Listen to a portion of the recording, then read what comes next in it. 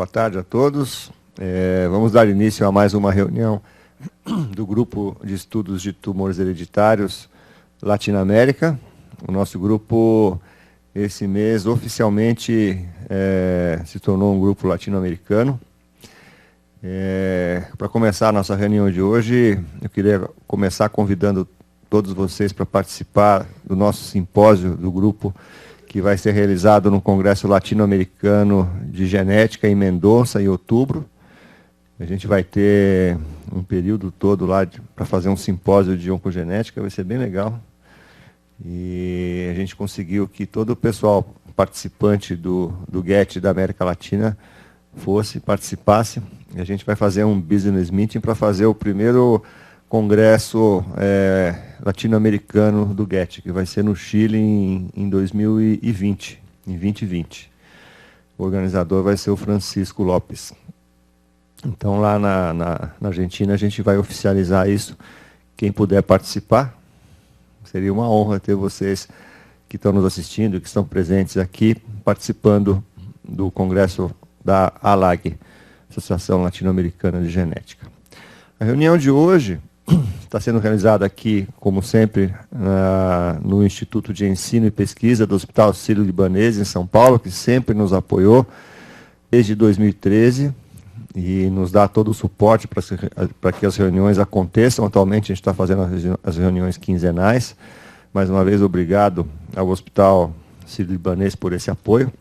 E hoje, a coordenação da reunião vai ser feita pela doutora Fernanda Caparelli, que é oncologista clínica aqui do Hospital Sírio-Libanês. E nós vamos ter uma apresentação sobre o gene ATM.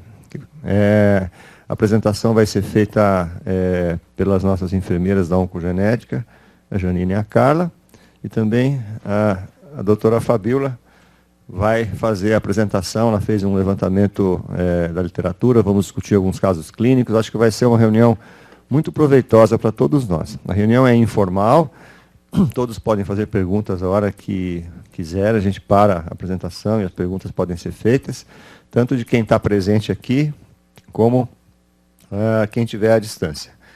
Já está aqui nos assistindo o pessoal lá de Juiz de Fora, a Natália Pereira, geneticista que trabalha com o Milton Prudente lá em Juiz de Fora, que sempre nos prestigia. Muito obrigado, Natália, por estar nos acompanhando. Fernanda, por favor, a palavra é sua. Obrigada, doutor Benedito, pela oportunidade de sempre poder participar das reuniões. A reunião de hoje a gente vai começar com a doutora Fabíola. A Fabíola é uma das nossas residentes de terceiro ano, está terminando a residência de oncologia clínica. E como eu faço tumores gastrointestinais, e a ATM não é um gene, tem descrito, mas a gente não acha com tanta frequência em tumores gastrointestinais, então por isso que o caso em questão hoje é um tumor de pâncreas, um adenocarcinoma de pâncreas, num senhor de 70 anos, cujo painel câncer hereditário multigênese identificou uma mutação, uma variante patogênica em ATM. Então a Fabíola vai começar com uma revisão do que a gente tem em literatura. Nós vamos passar depois para os heredogramas e alguns outros heredogramas de pacientes já nossos do banco de dados institucional. E, no fim, eu explico melhor do paciente. A gente fecha com uma eventual correlação fenótipo-genótipo do ATM. Por favor, Fabíola. Agora isso chama spoiler, não é? Estou brincando. Estou acostumada com a minha filha. Não, nossa reunião aqui é informal mesmo, é para quebrar o gelo mesmo. Eu falei isso.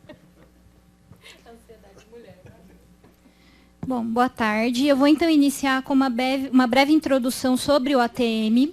Ele é um gene localizado no braço longo do cromossomo 11, que codifica uma proteína que se localiza dentro do núcleo das células.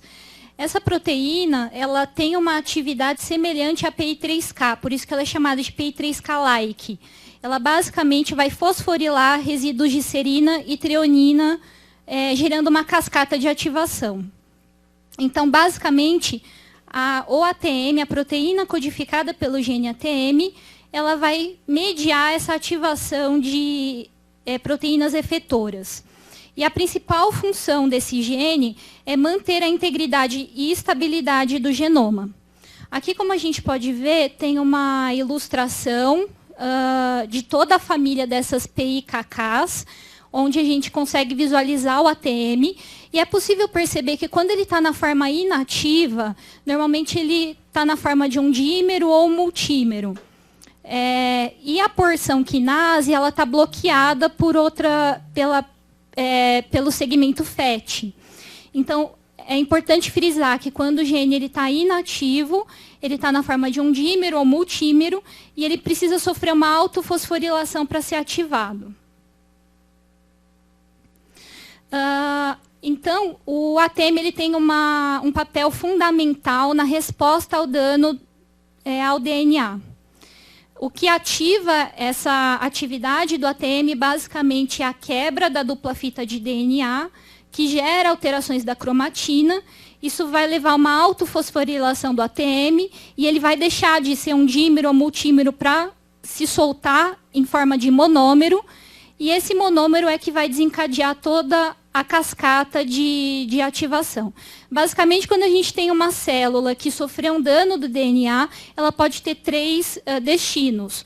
Ou esse dano vai ser reparado através de diversos sistemas celulares, ou aquela célula vai dar início a uma neoplasia, ou então essa célula vai ativar a morte celular programada, a apoptose. E o ATM, basicamente, vai participar desse primeiro processo, que é de regeneração e resposta ao dano. Então, o ATM, quando ativo, ele vai interferir em inúmeros processos.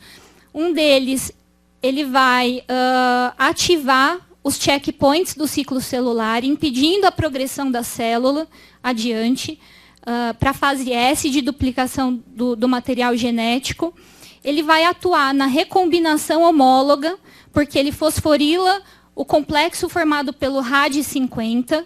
Ele vai participar da modulação da expressão gênica diante desse estresse oxidativo, que também ocorre dentro da célula, e ele também tem um papel na manutenção da integridade do telômero. Aqui eu tenho uma figura esquematizando que, por exemplo, na primeira resposta, quando ele interage com os checkpoints do ciclo celular, o ATM ele aumenta a expressão do P53. Ele ativa o P53 tanto por fosforilação, quanto ele também diminui o MDM2, que é uma ubiquitina quinase que basicamente vai degradar no proteossomo P53. Em resumo, ele vai aumentar a concentração de P53, levando a um controle do ciclo celular, uma parada de replicação. Através também do CHEK2, ele consegue impedir a célula de progredir diante dessa alteração do DNA. E ele tem uma participação muito importante, como eu falei, também no reparo propriamente dito, através do processo de recombinação homóloga. E é isso que também muito se discute, que é o racional também, que eu vou falar um pouquinho mais para frente, de se usar o princípio da letalidade sintética como uma maneira de tratar esses pacientes que têm essa alteração da função do ATM. A Janina, acho que... Pablo, quer fazer algum comentário, Pablo?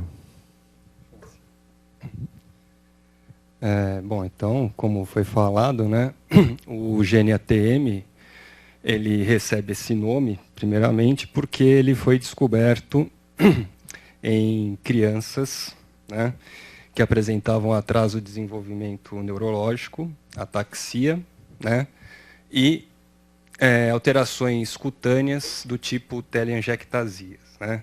Então, o nome do gene, o ATM, ele vem daí, né, ataxia telangiectasia síndrome, né? E essas crianças, elas tinham, então, as duas cópias, os dois alelos mutados, né, no gene ATM. O gene ATM, então, como você falou, ele se localiza, né, o locus dele é no braço longo do cromossomo 11, né, 11q22. Né, é um gene que tem 66 exons e ele produz uma proteína de mais ou menos 3.056 aminoácidos. Então, é uma proteína bastante grande, bastante pesada, né, e ela se localiza dentro do núcleo. E o ATM, como você mostrou lá na figura, se puder voltar, essa aí? Não, essa.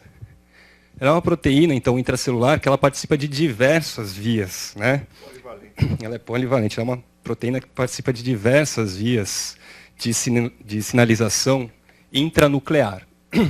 Então, a ATM, ela é uma proteína que a concentração dela no núcleo, ela permanece constante, né? Ao contrário da P53, que a concentração da P53 é muito baixa no núcleo e ela toda hora tem que ser produzida e ela é degradada, né?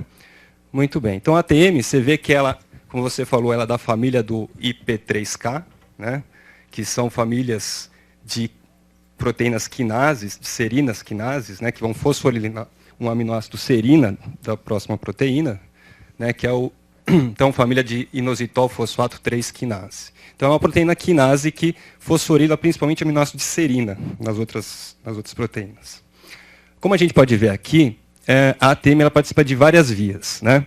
Principalmente, quando ela está ativada, ela participa da via de sobrevivência, né? Crescimento e divisão celular, através ali da via do AKT, né? E mTOR, tá?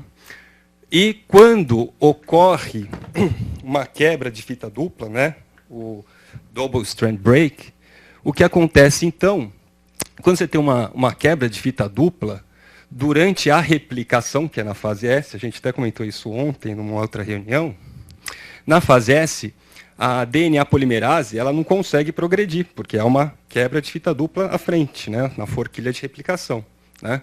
Então, diversas proteínas, então, quando a DNA polimerase ela cessa a sua replicação, diversas proteínas reconhecem essa parada e vão ver o que aconteceu. Por que a DNA polimerase parou a replicação? Isso não pode acontecer, né? E a gente vê lá, então, que tem um complexo chamado de complexo MRE, né? Que são 3 proteínas, certo? Que também, quando alteradas, dão um quadro muito semelhante à ataxia telangiectasia, né? Principalmente a ataxia. O MRE11, né? O NBS1, né? E o RAD50. Então, o complexo chama MRN, né? Muito bem. Então, eles ativam a ATM, e a ATM, então, como ela é uma quinase, ela fosforina, né, proteínas, aminoácidos serinas, ela fosforila a serina de número 15, o aminoácido de número 15 da P53, ativando, né? E ela fosforila, então, o MDM2, que é o que ubiquitina, né, a P53, para ela ser degradada a todo momento. Por isso que a concentração da P53 ela baixa. Quando a MDM2 ela é cessada a sua atividade, aumenta a concentração de TP53 no interior do núcleo, certo? Fazendo, então, com que o ciclo celular ela não se progrida, né? Parando, então, no checkpoint, a fim de consertar o erro. E se não for, obviamente, consertado, corrigido o erro, essa célula vai entrar em apoptose. Então, essa é uma via muito importante na qual então, a ATM fosforila a serina de número 15 da P53. A ATM também, como a gente já viu, ela fosforila a KT, da mTOR, então ela de sobrevivência, e a ATM, ela fosforila 2 proteínas muito importantes. A SHEC2, certo? Que também está muito relacionada a câncer de mama, né? E ela fosforila um domínio do BRCA1 chamado SCD, que é de Serina Cluster Domain, um domínio rico em serinas. Então, a ATM ela fosforila 4 serinas desse domínio, ativando o BRCA1, né, que é a principal proteína junto com a BRCA2, né, para correção de isso, que está na síndrome no ovário, também causa câncer de mama, né, que é a principal conjunto complexo proteico para correção de quebras de fita dupla através de um fenômeno chamado de recombinação homóloga, né.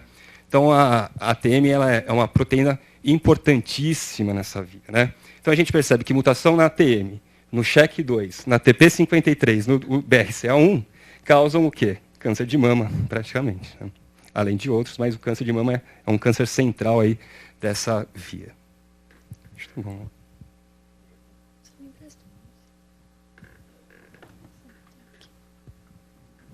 Eu acho que isso mostra a importância do tema, né, que a gente está apresentando hoje. É uma proteína que tem polivalência em termos de função e está central ali no ninho da coruja, né? Está no ponto que pode influenciar um monte de processos de carcinogênese ou não carcinogênese, né, dependendo da ação que ela tiver.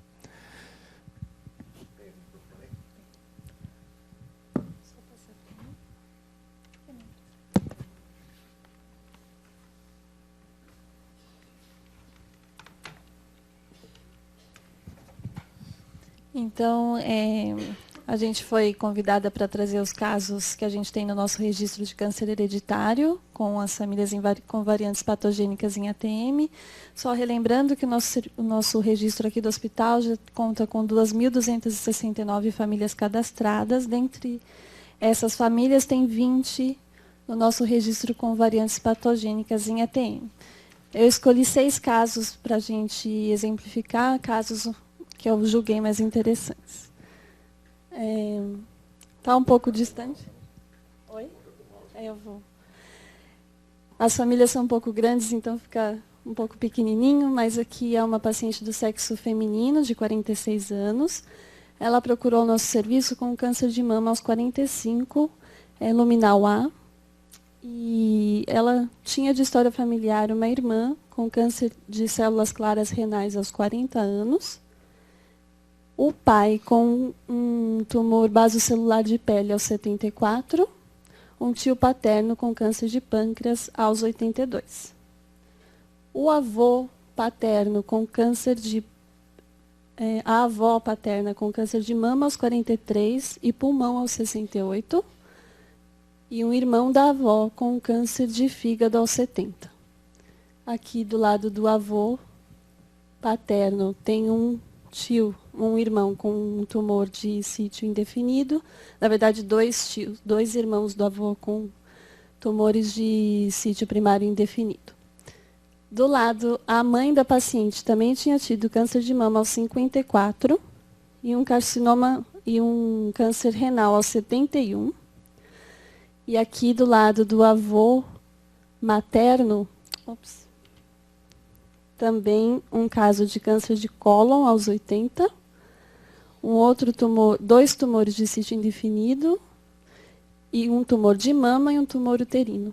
Então, é uma família bem cheia de casos de tumores. Foi feito o painel aqui no hospital, com a detecção de uma mutação pontual em ATM. A irmã foi testada, também é portadora da mesma variante. Aqui, no caso, seria interessante testar o pai e a mãe, né, para definir a linhagem dessa mutação. Porque nessa família, ela é ilustrativa do ponto de vista de pai e mãe, né? Eu acho que o lado materno é mais sugestivo, porque tem a irmã já com a segregação com a variante patogênica renal e tem ali em cima e renal. Então, assim, é um fenótipo muito suspeito, né? Não dá para fechar, claro, como a Janina falou, tem que fazer a busca, né? Mas eu acho que é mais provável que isso tenha vindo do lado aí da mãe. E vocês vejam que tem um monte de primos ali também, né? Que estão sob risco. Então, esse câncer renal não é um fenótipo esperado, né? Para ATM. Mama sim, né? Mas renal não. Você quer comentar alguma coisa, Fernanda? Eu acho que concordo que parece que o lado materno realmente é mais sugestivo, mas por outro lado também, o lado paterno, tem um tio paterno que teve um tumor de trato gastrointestinal, um pâncreas, não é isso? A irmã, né? A irmã uma tia materna. A tia do lado paterno teve um câncer de pâncreas. Acho que teve alguns outros tumores de cólon que você falou, ou não? Do lado materno. O câncer de cólon. Geralmente a TM é isso que a gente comentou, né? O mais comum é associação com tumores de mama. A gente tem uma certa incidência também de tumores de cólon. Agora, tumores renais, eu não faço na minha clínica no dia a dia câncer geniturinário, mas não é algo que venha à lembrança quando fala de ATM. Da mesma forma dos outros tumores de trato gastrointestinal, né? Geralmente é mama, até que se prove o contrário. Cólon a gente ainda comenta um pouco, né? A mãe é viva? A mãe é viva, está com 71 anos. Porque essa era uma que valeria a pena. Se fosse para começar a testar em um dos pais, eu começaria com a mãe. É um aprendizado sempre para a gente esses painéis, né? Você vê câncer renal, você nunca pensaria em ATM como primeira opção, né? tem um monte de outros genes, inclusive o tal do MIT-F, que a gente já discutiu aqui, né? Quer passar o próximo heredograma, Janina?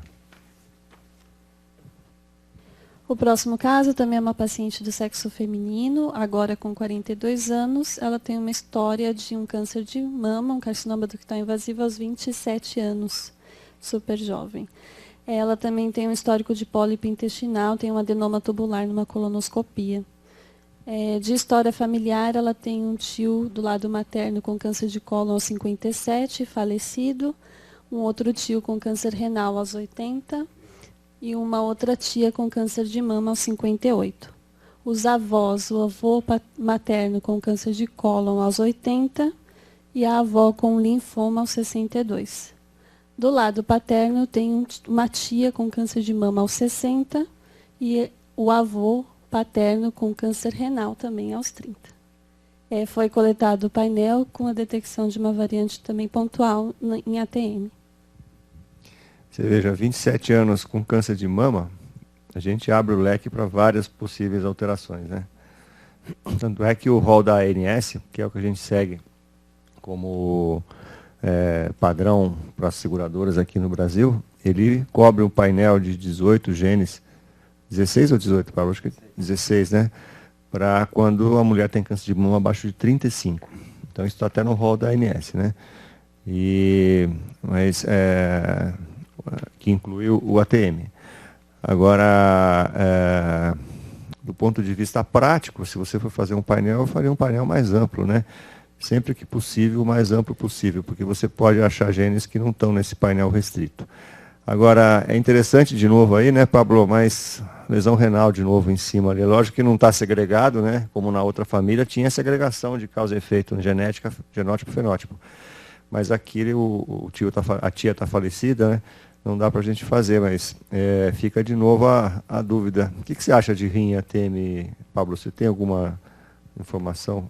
Eu nunca tinha ouvido falar. A gente sabe que as crianças com ataxia telangiectasia, que tem os 2 alelos mutados, eles têm maior propensão a desenvolver doenças dos sistemas hematopoéticos. Leucemia linfoblástica aguda, linfoma de células B, leucemia linfocítica crônica, melanoma, mama, sarcoma, mas rim não tem nada relatado, não. Rim não tem nada relatado. Interessante esses dois fenótipos, né? Talvez valesse até uma descrição, né? Principalmente da outra família que tem até a segregação, né? A outra família, inclusive, a irmã teve um câncer renal e a irmã tem a variante patogênica ATM, exatamente. Então, o próximo caso foi uma senhora de 81 anos que procurou o serviço com uma história de câncer de mama aos 74 e um carcinoma de endométrio aos 80. Ela tem endométrio aos 80 e mama aos 74. A história também, ela tem muitos irmãos acometidos. Então, no caso, tem um irmão com câncer de próstata aos 70, já falecido. Outro irmão com próstata aos 60, também falecido. Uma irmã, agora com 94 anos, que teve câncer de mama aos 50. Também tem uma outra irmã com câncer de mama aos 70, mama aos 50. Um outro caso de próstata aos 71. Outro caso de próstata já falecido. Um caso de cólon aos 52 e um caso de tumor uterino aos 60. Aqui na linhagem anterior, a mãe com câncer de pâncreas aos 62. Bom, esse aí é impressionante, né? Como praticamente todos, né, os irmãos e irmãs da probanda têm caso de câncer, né? E aí você vê que vai ter que alguns já morreram, né? Alguns já morreram, mas todos deveriam ter sido testados, né? E a probanda não tem filhos, né? Mas ela tem diversos sobrinhos, né? E aí eu acho que todo mundo tem que entrar num rastreio dessa mutação. Lembrando que existem 3 mutações fundadoras, né, Uma na população Amish, lá da Pensilvânia, né? Tem uma mutação no gene ATM fundadora lá, que é uma deleção de um nucleotídeo, não me lembro de cabeça. Tem uma mutação de ponto nos judeus do norte da África, que também é uma mutação de ponto, também não lembro de cabeça, senão você fica maluco, né? Você fica lembrando todas as mutações de cabeça, né? E uma duplicação, e aí que acho que é interessante, ainda mais nós que moramos aqui em São Paulo, que a gente tem aqui uma grande imigração de italianos, que são uma mutação fundadora dos italianos da Ilha da Sardenha, tá? Que é uma duplicação. Tá? Então, sempre que a gente vai fazer o heredograma e conversar com a família, é sempre importante a gente também perguntar qual é a etnia, né? Da onde veio a família, porque para a gente ver se também não tem nenhuma.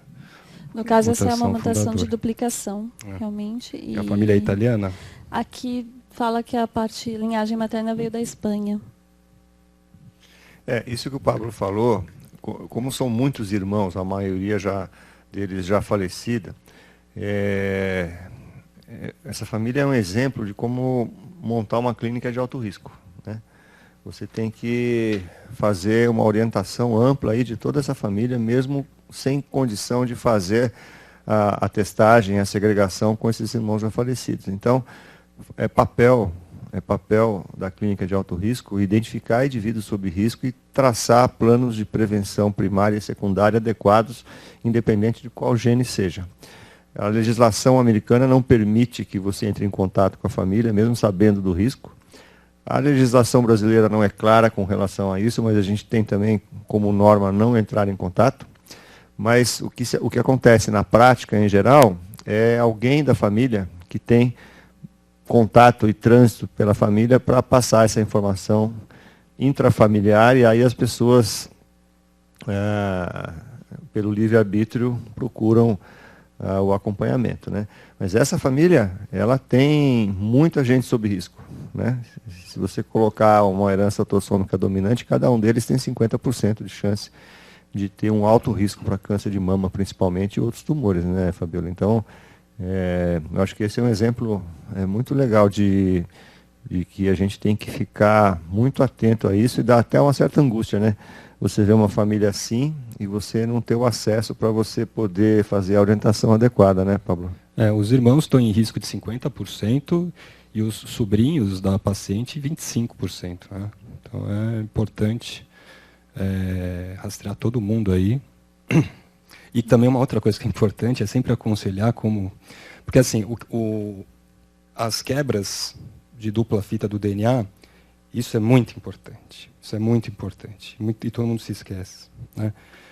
Esses indivíduos não podem estar sob irradiação gama. Né? Porque a irradiação gama, ela induz a quebra dupla fita de DNA. Então, esses pacientes não podem fazer radiografia, não podem fazer tomografia. Né? E se precisar, fazer o mínimo possível. Né? Então, se tem que fazer algum exame de rastreamento, é sempre ultrassom, né? Ou ressonância magnética. Né? Em relação à ATM, existe uma controvérsia em relação à adjuvância de radioterapia. Uma coisa é o ATM homólogo. Outro, a grande maioria dessa alteração gênica que é de baixa prevalência, os ATMs heterológicos. O NCCN, ele não contraindica a radioterapia. Porque aí que você tem o risco da cura, né? É isso. Você usa a proteção... Avaliando o risco-benefício. O risco é risco-benefício. A radioterapia adjuvante. Exato, é risco-benefício. Mas em indivíduo assintomático e sabidamente portador da mutação, você tenta evitar o máximo possível ele ser exposto à irradiação gama, tá? Porque induz. Pra você ter uma noção, olha só que interessante. Foi feito um estudo em células, né, de linfócitos de indivíduos de 70 anos. E eles viram que haviam mais de 2.000 cicatrizes ao longo do DNA de cada célula, tá? De recombinação homóloga, ou seja, para você ver como a recombinação homóloga ela ocorre a todo momento dentro do nosso DNA. Né? E num indivíduo de 70 anos, no DNA de linfócito foi detectado mais de 2.000 rearranjos, né? Cicatrizes de rearranjos cromossômicos devido à recombinação homóloga. Né? Pra você dá uma noção, mutação dentro das nossas células, elas ocorrem a todo momento. Quer dizer, ocorrem centenas de milhares de mutações em 24 horas dentro de cada célula nossa. As principais tipos de mutações são as depurinações, né? Que aí o tipo de reparo é diferente, é por excisão de base, né? E de excisão de nucleotídeo. Mas o DNA dentro das nossas células é mutado a todo momento, espontaneamente. Tá? E existem diversos sistemas de reparo. Tá? A recombinação mólecular é uma delas, e é a mais eficiente. Tá? Mas, agora, imagine esses indivíduos que têm alterações em proteínas de reparo, de revisão em reparo. Quer dizer, esses indivíduos, sem dúvida nenhuma, eles têm riscos muito elevados. O risco para câncer no indivíduos com mutação em ATM é de 3 a 4 vezes o da população geral. Né? Então, no caso da radioterapia, você tem que ver qual que é o risco, qual que é o benefício do tratamento. Tá? Mas em indivíduos que sabidamente têm a mutação e não têm câncer, evitar ao máximo a exposição de raio gama. Essa sua colocação é muito interessante, Lincoln, porque cada vez mais eu vejo o NCCN como, claro, um guideline internacional a ser seguido, mas tem alguns vieses ali, né? A gente claro, sempre, era uma pergunta... eu achei muito interessante comentar isso, porque se você olhar... Não, é verdade. Se você olhar lá a indicação de cirurgia de mama redutora de risco, eles não indicam mais, indicavam ano passado, sugeriam, né, para ATM, para P53. Se você entrar agora lá, as únicas que está sugerido é BRCA. Todos os outros é problema seu. Você conversa com a família, decide o risco e vê o que é melhor. Por quê? Porque é muito difícil você traçar uma linha.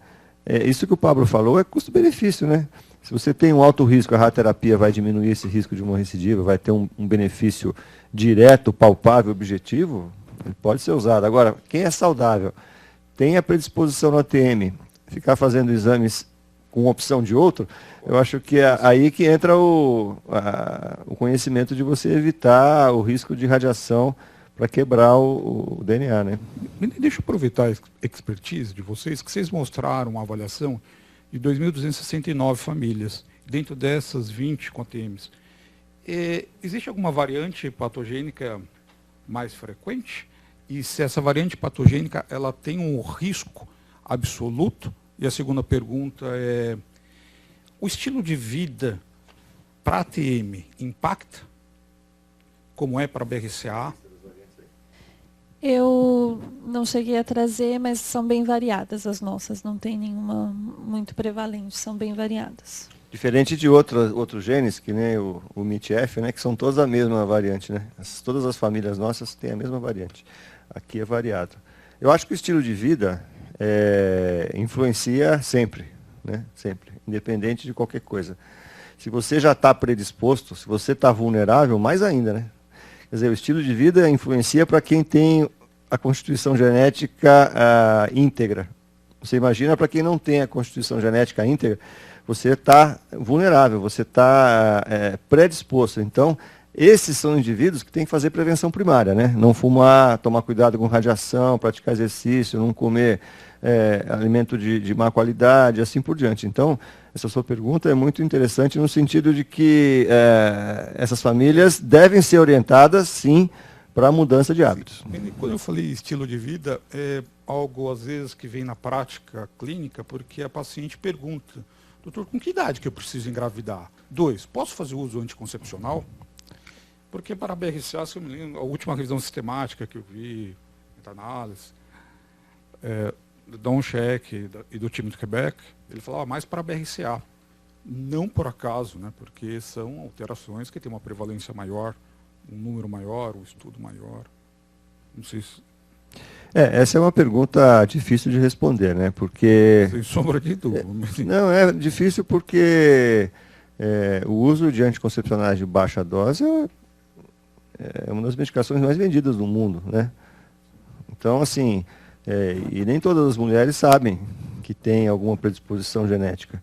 Então, se você fizer uma analogia do uso de anticoncepcionais de baixa dosagem para câncer de mama em pacientes não predispostos, você vai ver que a influência não existe, né? Ou até protetor. Exato, eu estava pensando, inclusive, para tumor de ovário, né, Bob? Porque como existem trabalhos mostrando que anticoncepcionais para os casos, carreadores, do BRCA, pode ter um efeito positivo, assim como você precisa avaliar o outro lado para outras alterações. Você tem alguma informação? Mama. Não, o que a gente sabe é que, isso até está descrito no NCBI, é que as mutações que causam proteínas truncadas, que são as mutações em frame shift, elas causam um quadro mais grave e um aumento de risco quando comparado com mutações de ponto missense, que onde a proteína ela se mantém inteira, mas com aquela troca daquele nucleotídeo, daquele aminoácido no domínio, né? Então, eles geram um quadro mais leve. Agora, é muito raro, né? É muito raro você achar pacientes com câncer com mutação em ATM. O ATM não é um gene que é considerado como de alto risco para câncer, né? Ele é de risco moderado, né? Então, agora, como o Dr. Benedito falou, o estilo de vida, independente de se você tem ou não mutação, ele interfere, né, nos seus riscos de desenvolver câncer ao longo da sua vida. Ainda mais quando você tem uma mutação em algum desses genes. A gente sabe que o ATM ele é um gene de risco moderado para câncer de mama, ele não é risco alto, como é o BRCA1, PALB2, né, BRCA2, SHEQ2. E se imaginar que a maior parte dos tumores são por uma instabilidade cromossômica, isso por si só, o estilo de vida, a gente já deveria prevenir nossos pacientes de qualquer forma, né? Prevenir a gente também, né? Não, todo mundo, indivíduo, né? A gente estava conversando isso no almoço ali embaixo, né? Todos nós deveríamos mudar hábitos, né? Porque quando você tem alguém que tem uma predisposição constitucional, mais ainda, né? Então, todos os pacientes que a gente vê no consultório com predisposição hereditária ao câncer, eles devem ser orientados para mudar, não fumar, mudar a dieta, fazer exercício, e tudo isso que a gente está cansado de saber.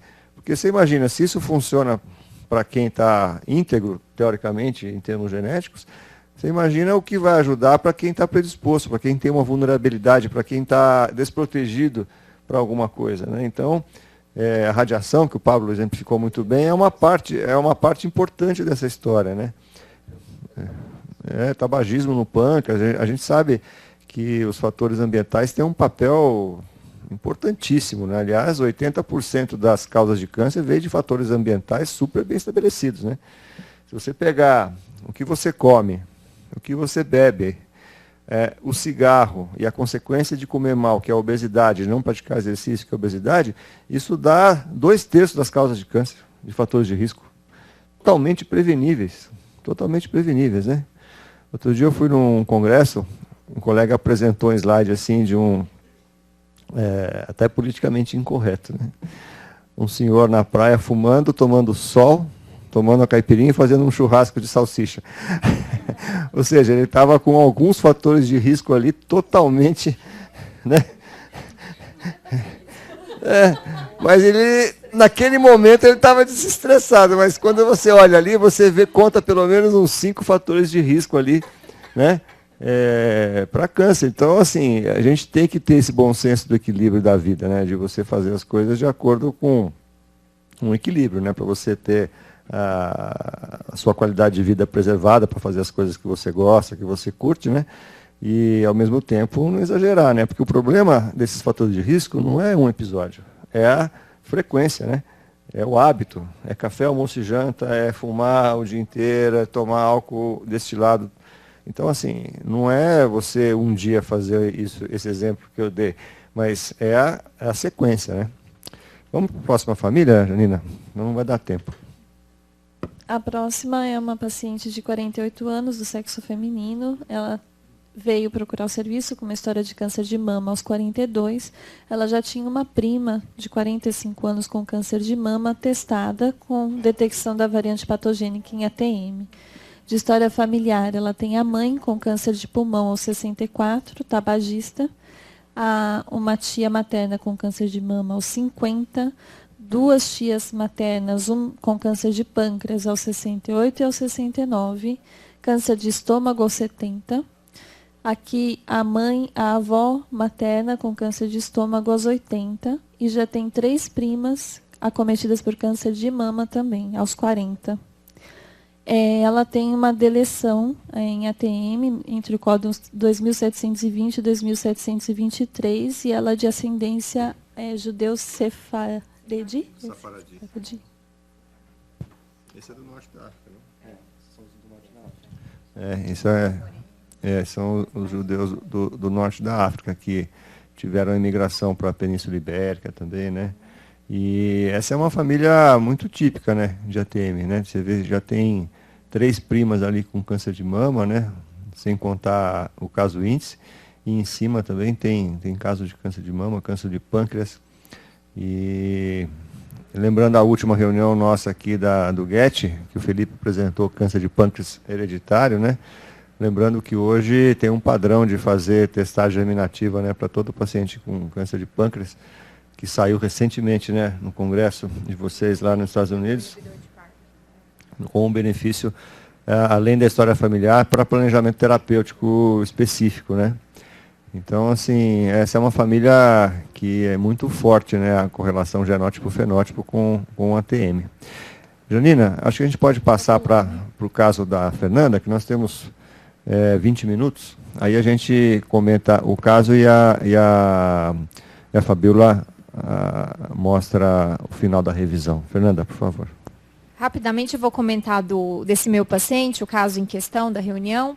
É um senhor de sexo masculino, 70 anos, previamente rígido, totalmente independente para as atividades de vida instrumental e atividades de vida diária. De antecedentes pessoais relevantes, ele tem uma baixa carga tabágica, ele fumou dos 20 aos 30 anos, mais ou menos 20 cigarros dia, não etilista, e o histórico dele é muito curto, começou esse ano por volta de abril, ele teve uma perda ponderal de mais ou menos uns 4 quilos em um mês, associado a sintomas dispépticos como intolerância alimentar, plenitude pós-prandial e um desconforto abdominal em andar superior do abdômen, principalmente após libação alimentar, grandes ingestas alimentares. Por conta desses sintomas, ele é de Araçatuba, procurou investigação com um gastro lá na sua cidade, foi feito inicialmente uma ultrassonografia que viu uma imagem sugestiva de uma nodulação em corpo de pâncreas, mais corpo cauda. Essa alteração se confirmou numa tomografia, então ele tinha uma massa de mais ou menos uns 4 centímetros na região da cauda do pâncreas, associada a múltiplas lesões hepáticas hipodensas, sugestivas de acometimento secundário.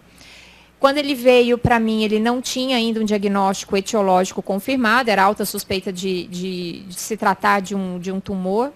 A gente biopsiou uma lesão hepática e veio compatível com adenocarcinoma moderadamente diferenciado. Então, esse é um paciente em questão com uma apresentação metastática de um adenocarcinoma de cauda de pâncreas, um senhor com excelente performance status, oligosintomático do ponto de vista do tumor. Eu acho que o que chama muito atenção no caso dele, o que me chamou muito atenção desde o início é o histórico familiar importante, que a Janina vai dissecar para nós. Fora isso, é um senhor com adenopâncreas, é uma doença hoje em dia, um dos tumores de maior incidência, vem aumentando a incidência e talvez um dos tumores que a gente vai ter maior aumento de incidência na próxima década. Mas habitualmente a apresentação, infelizmente, é essa. 80% dos pacientes são tumores irressecáveis, ou pelo grande acometimento da lesão primária, ou a vasta maioria das vezes por acometimento secundário. Quer falar para a gente do heredograma, Janina? Então, de história familiar, ele tem um irmão falecido aos 4 anos de um tumor em sistema nervoso central. Do lado paterno, ele tem 2 tios, um com câncer ósseo aos 75 e uma tia falecida de um tumor ginecológico aos 50.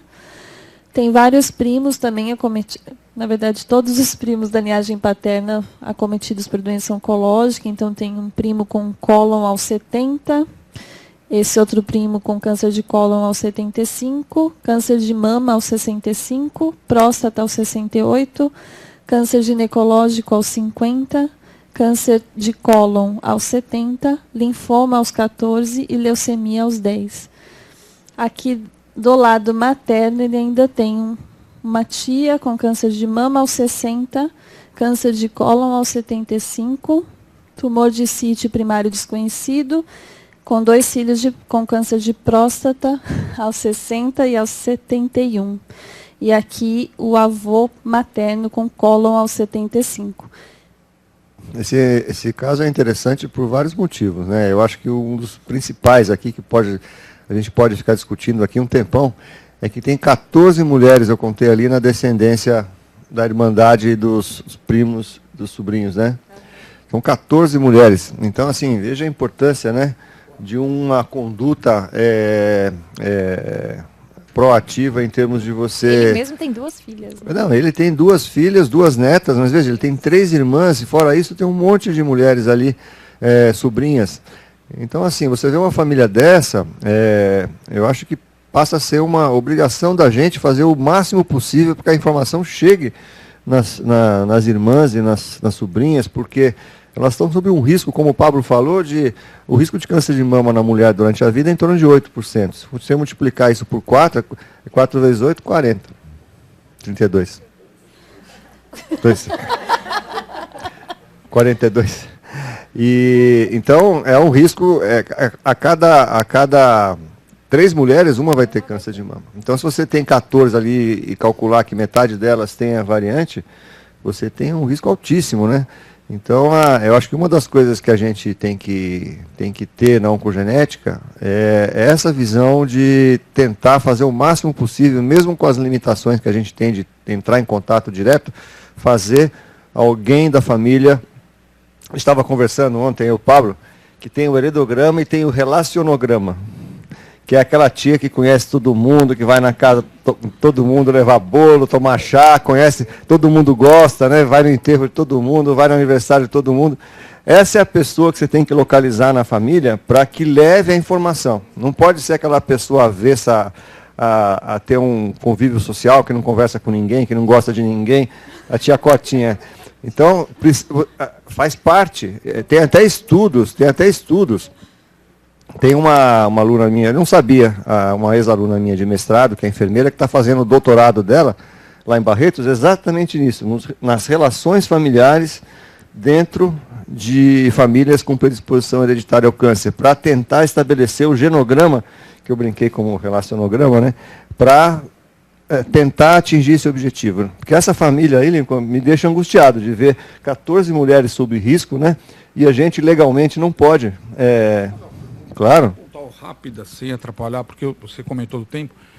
Benê e Pablo, como é que vocês fazem a prevenção secundária radiológica dos descendentes positivos? É com ressonância e mamografia? Você alterna? Como é para vocês? E a partir de que idade? Não, isso tem guidelines bem estabelecidos, né? A gente começa a fazer mais cedo do que as mulheres começariam aos 40. Eu acho que deve começar em torno dos 30 anos, 25 anos, sempre levando em conta o fenótipo da família. Se tem mulheres com 25 anos e câncer de mama, você não vai começar com 35. Você tem que começar, no mínimo, para tirar do risco os casos da família.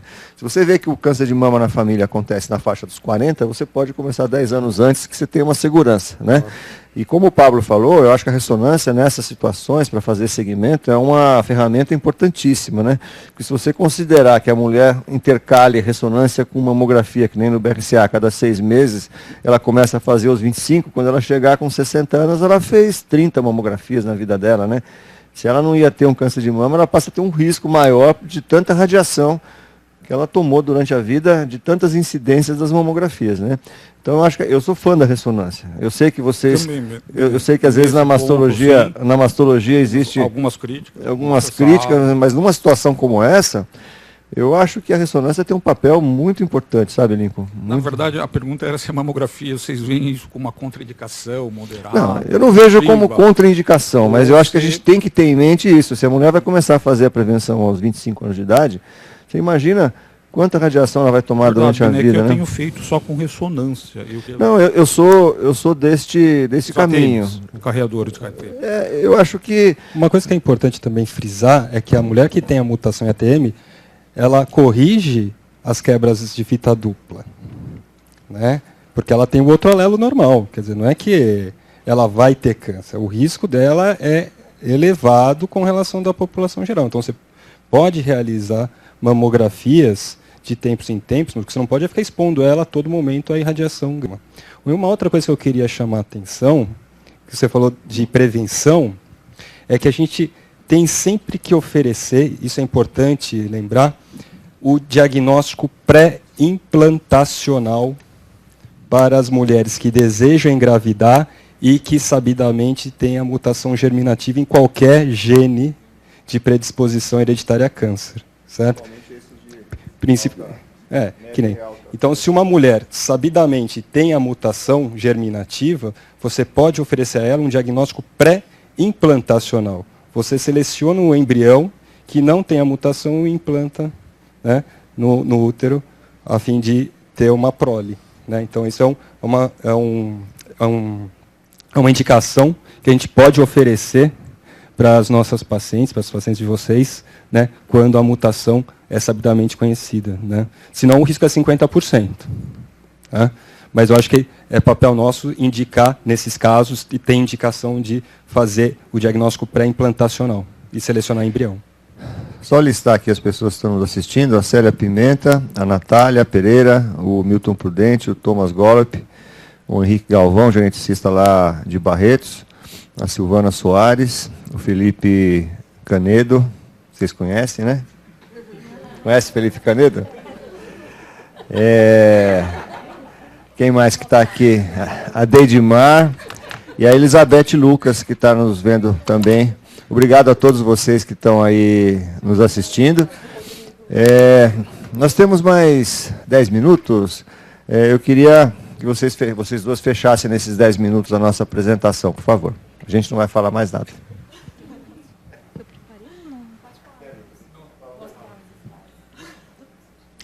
Falando então rapidamente sobre os fenótipos, o protótipo dessa alteração do ATM, como já foi comentado, é a síndrome da ataxia telangiectasia, que é uma síndrome de instabilidade genética.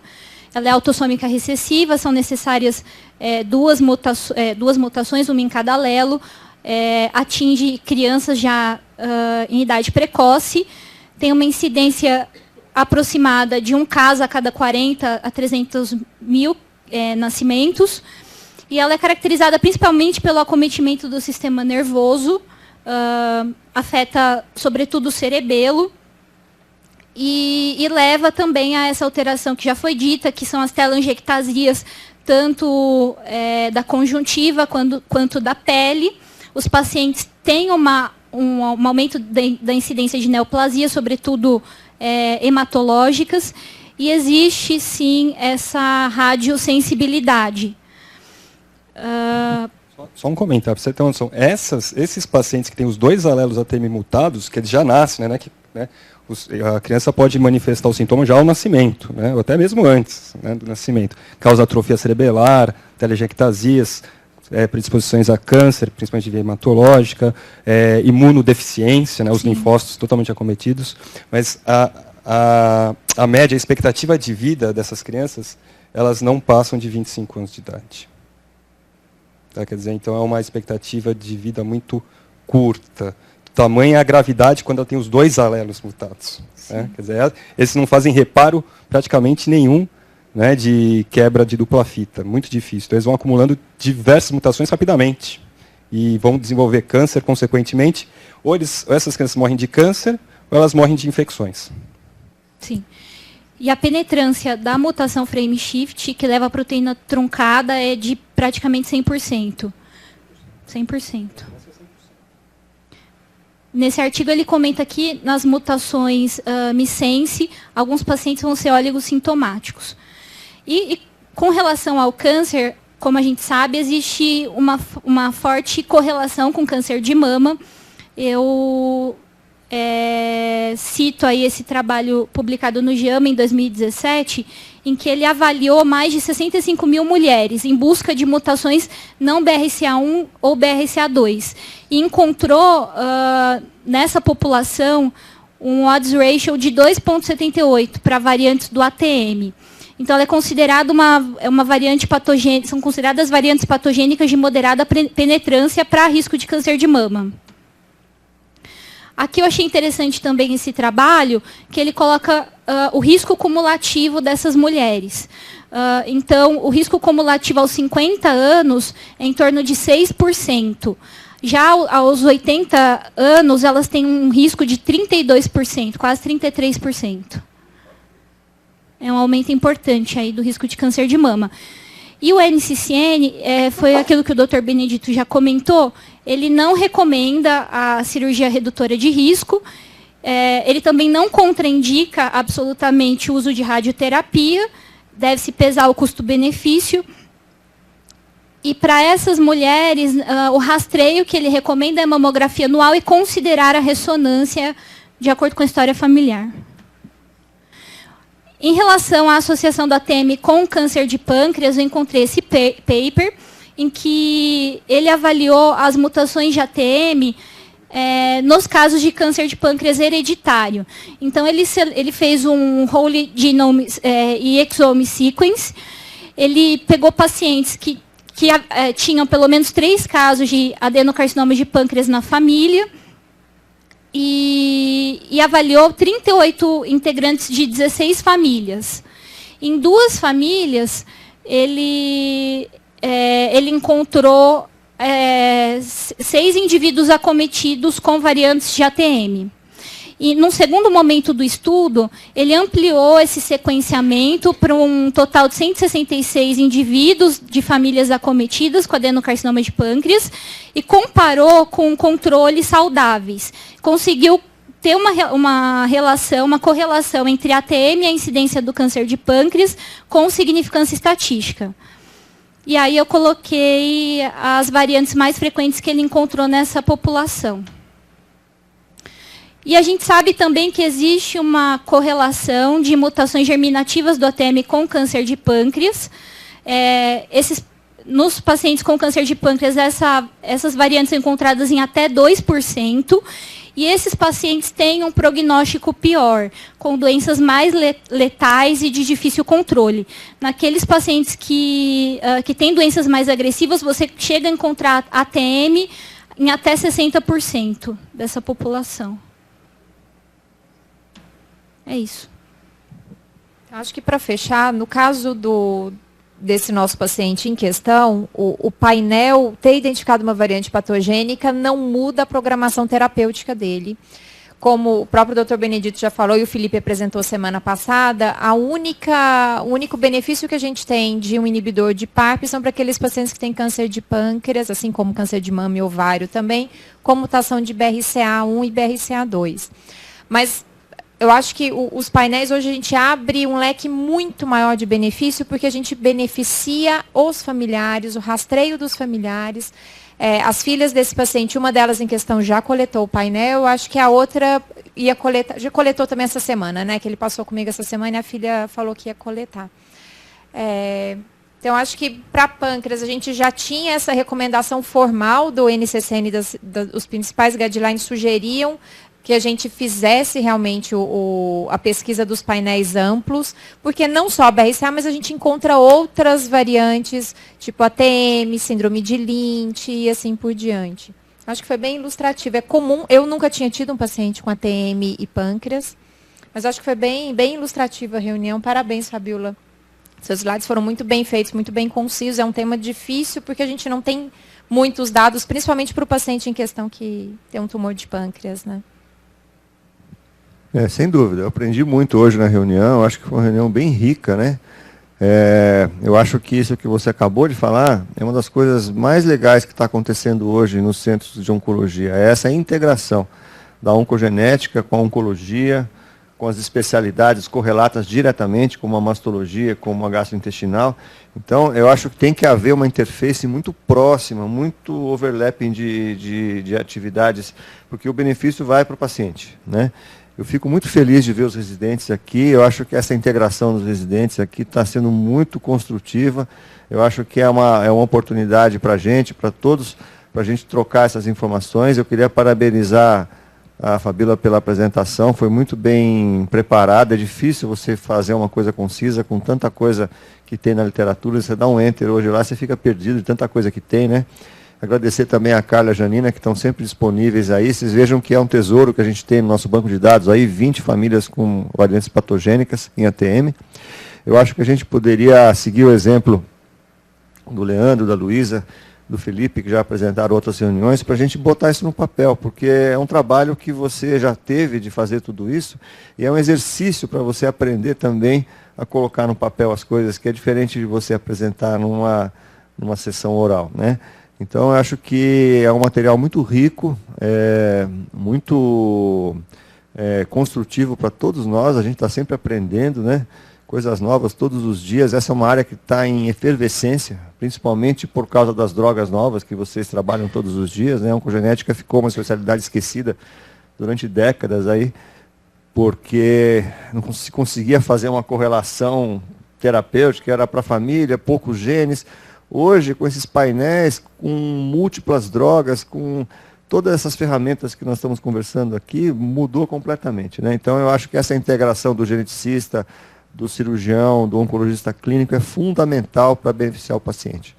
Eu queria agradecer a todos que vieram aqui na reunião, agradecer a todos que nos assistiram à distância. Para o meu ponto de vista, essa reunião foi muito produtiva.